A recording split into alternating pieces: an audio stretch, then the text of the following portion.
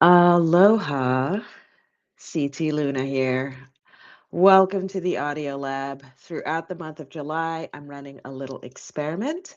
I know so many of you love to listen to your books, and since I'm getting ready to eventually record and publish the official audiobook for Brown Beyond Borders, I wanted to practice out loud with you all first. So every single day this month, I'm pulling up a chair, reading a few passages of my memoir right here.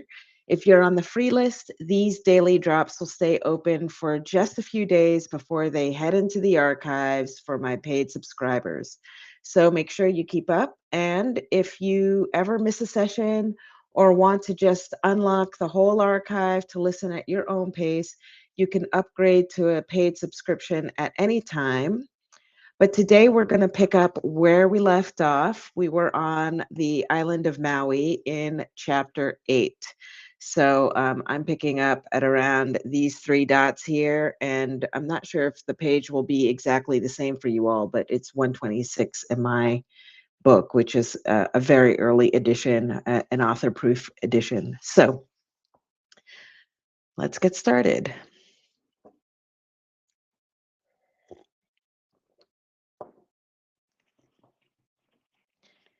Sometimes a change of scenery can do more than refresh your Instagram feed.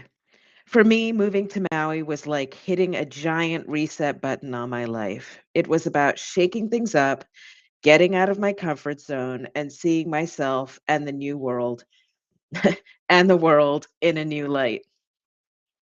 On Maui, I couldn't just act and react on autopilot anymore. I had to pause and look around and actually think about my choices, my reactions, and what I really valued. The new environment disrupted my autopilot.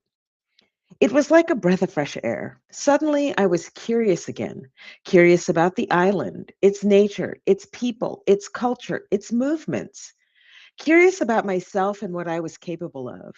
And that curiosity opened me up to new possibilities I'd never even considered before. Of course, it wasn't all sunshine and rainbows, although there was a lot of both. Moving to a new place, especially one so different from where I grew up, definitely challenged my assumptions. I had to confront my own biases and examine my beliefs. It was uncomfortable at times, but it was also incredibly eye opening. I learned a great deal about myself and the world around me. Most importantly, Maui gave me the space to breathe, to reflect, and to dig deep. Away from the noise and pressure of my old life, I could finally hear my inner voice. And that's when the fundamental transformation began. I started to question the old narratives I'd accepted about success and happiness. In the following chapters, I'll get deeper into the journey of redefining success. I'll share my personal experiences, the challenges I faced, and the lessons I learned. I'll also introduce you to other inspiring individuals who have dared to break free from conventional definitions and forge their paths to fulfillment. Together, we will explore the transformative power of redefining success, embracing our unique identities, and creating a world where taking the path of the soul's vision is the measure of success for all. In moving to Maui, a seed of transformation had been planted. The distance from my old life in Washington, combined with exposure to new experiences and an openness to them, had cracked open the rigid shell of my preconceived notions of success. The traditional definition, built on material wealth and corporate climbing, no longer resonated with the woman I was becoming. This realization was not a sudden epiphany, but a gradual shift in perspective.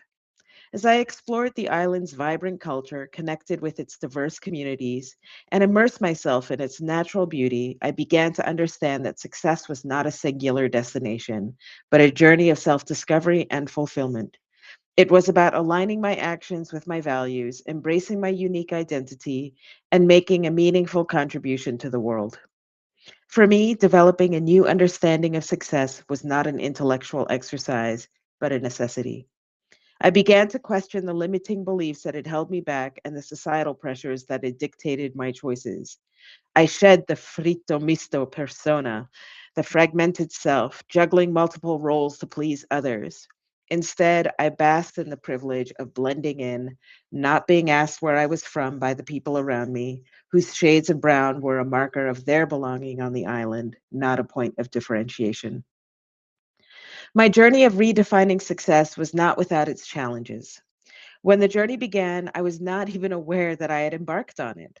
There were moments of doubt, setbacks, and the lingering pull of old habits. But with each step, I felt a growing sense of liberation. I was open to new things. For example, I started to look at my resume more creatively, considering transferable skills, and with that, I developed a newfound confidence in making my own path. That's when I stopped chasing someone else's idea of success and began actively creating my own. Lisa Nichols was an influential teacher for me on self belief and inner wisdom, empowering me to trust my intuition and follow my heart. Her messages were all the more potent because she looked like me, a woman of color. Quote, make sure you measure success by the right barometer, end quote. She cautions on in a YouTube video called Three Brutal Truths About Success You Must Hear Today. Although I didn't know it at the time, my journey on Maui was about discovering my personal barometer for success. From her and several other spiritual teachers I stumbled upon during my time there, I learned that true success comes from aligning my actions with my core values, living authentically, and making a positive impact on the world. If you stop to examine your behavior for a moment, you might find that you do many things simply because that's what's done, but you're not entirely sure why. In my case, I was applying for numerous office jobs and desk jobs simply because I figured that's the sort of work I should be doing. And then there was a little voice inside. I am not my job. A job is something I perform. I allowed myself a moment to forget about applying for the jobs I thought were a good fit for my resume or that continued the trajectory I was already on. The trajectory that had led me to being unemployed, living in a cottage we couldn't afford next to a meth lab. I took the day off. I drove down to Paia, a lovely hippie town at the base of Haleakala, and I sat on the beach. And I did nothing. It was the first time in months, maybe even years, where I spent more than half an hour doing nothing. Not working, not looking for work, not complaining about work, not whining about my life, not shopping, not cleaning the house, not watching TV. Nothing. I tuned out for more than an hour and just let go. When I picked my sweetheart up from his job at Mana Foods, I chatted with him about the beach and how I want to pump the brakes on all my busyness. Later that day, we found a small studio apartment on Craigslist, centrally located in Waikapu.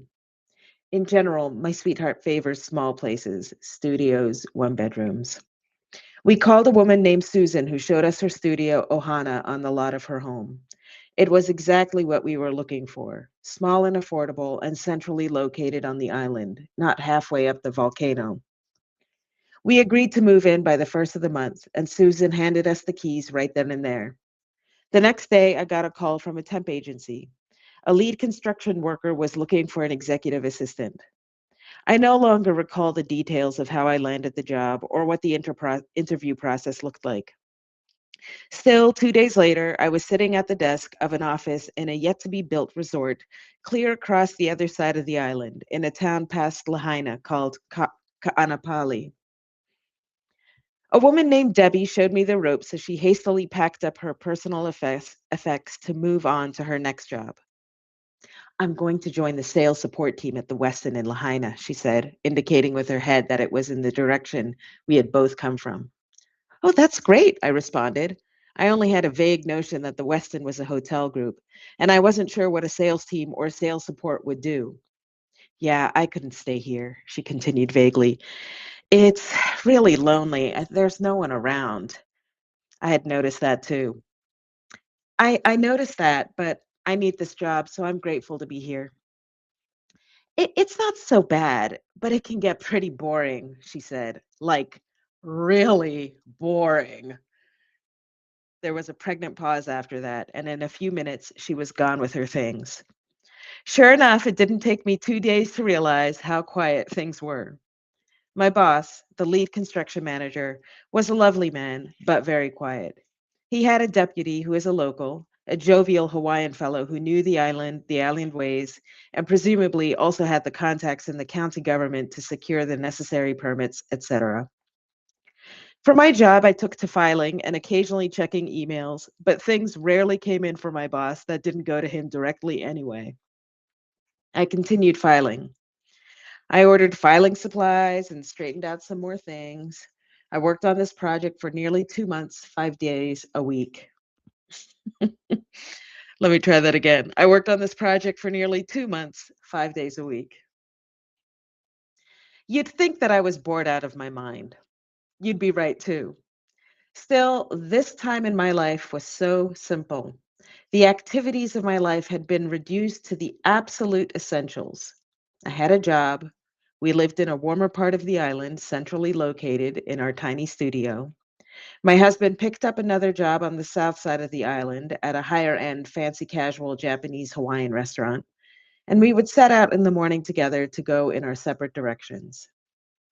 Before we each went into our respective jobs, we would buy a couple of cups of coffee, sit by the beach, and look out to the ocean for 30, 45, or even just 20 minutes. All my concerns and worries had evaporated the moment I landed this job. Of course, I know it wasn't the job, it was me. I was bored out of my mind and 100% okay with that. Eckhart Tolle begins his book, The Power of Now, A Guide to Spiritual Enlightenment, with a powerful declaration in the first chapter titled, You Are Not Your Mind. In those days, I was not yet familiar with Tolle's writings, but I was starting to see how my mind had had its way with me. It had created a reality which I didn't even completely believe in, and I had fully succumbed to it. During one of my lunch breaks, for which I would head out to my car or a nearby palm tree in the parking lot, I remember feeling an overwhelming emotion of gratitude. It was odd because I wasn't thinking about anything in particular. Little did I know, but my quotidian boredom created the perfect conditions to lull my mind into stillness, allowing for spiritual appreciation to rise to my consciousness. That lunchtime, I was awestruck by all the beauty that surrounded me.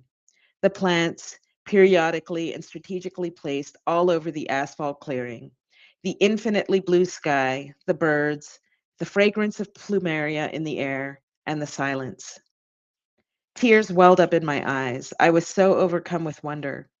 If you had been there that day, you'd have thought I had lost my mind because the parking lot was very muddy. It was a construction site. Any sane person would have seen this muddy reality, but all I saw was perfection.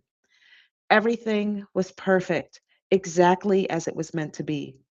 My mind was still, and all I felt was a beautiful warmth that embraced my entire being. That was the first time I had captured stillness in my mind. Today, I'm aware that when I'm in a state of appreciation, genuine gratitude for everything I have in the moment, the mind can't function. It must be still. This is what being in a state of wonder is. The mind is silent. There is no prior data or history to kick off the mind's activities. Magic happens in moments like those. The world around you takes on a shine and a sparkle. You could be in the depths of a subway station, on a construction site's muddy parking lot, cowering in a basement closet, in the ugliest, darkest, scariest place on earth, but what you see is something entirely different. What you know is something entirely different. In moments like those, there's a shift into a new reality, your true reality. And once you've seen it, every other moment feels untrue to you. It can last less than a minute, but you'll know that it encompasses an entire lifetime. Keep an eye out for moments like those because they often signal new things coming your way. Good things are coming your way, and you'll want to be ready for it all. Later that afternoon, Debbie returned to the office. She had called me shortly after my lunch break and asked if the boss was around. He wasn't. So she popped by. Hey, listen, Cynthia, she said. I've just gotten a job at the West End, and I think you'd be a great fit for the team. I don't have any hospitality experience, I wavered. That's not a problem, she continued merrily. The job is actually about processing documents for the timeshare side of the business. I just started as a manager there, and we're still looking to build up the team. Sometimes the most profound shifts happen when we least expect them, when we're not frantically chasing, striving, or trying to force things to fit into a mold that was never meant for us. Remember that construction site parking lot? Muddy, mundane, and seemingly insignificant? Yet it was there, in that moment of stillness, that my soul cracked open. The beauty I perceived wasn't in the physical surroundings, but in the quietude of my mind. In that space of no thought, a more profound awareness emerged, a knowing that there was so much more to life than the hustle and grind. That's the magic, dear reader. In these moments of stillness, of presence, that we tap into our inner wisdom, our intuition, our true selves. When I stopped trying to control everything and allowed life to unfold, that's when I opened myself up to the infinite possibilities that surrounded me. Those moments of magic, they're signposts. They guide us toward our true path. They are the whispers from the universe, reminding us that we are on the right track. So keep an eye out for them. Pay attention to those subtle shifts in energy, those synchronicities that seem too good to be true. They're not. They're the universe conspiring in your favor. And that's where we're stopping for today. If you have a question about the book, the writing process, or anything we covered in today's segment, drop it in the comments of this post, and I might just answer yours on a future episode. I've got to tell you, we are literally in the thick of my favorite part of the book. And I'm so excited to get to share this unedited process with you. And I'm really looking forward to entering into chapter 9 tomorrow. If you know somebody who would connect with this part of the journey, please share this post with them while it's still open to the public. And if you want to support this audio experiment and my writing as I start drafting book 2, consider becoming a paid subscriber to unlock everything. Thank you so much for listening, and I'll see you tomorrow.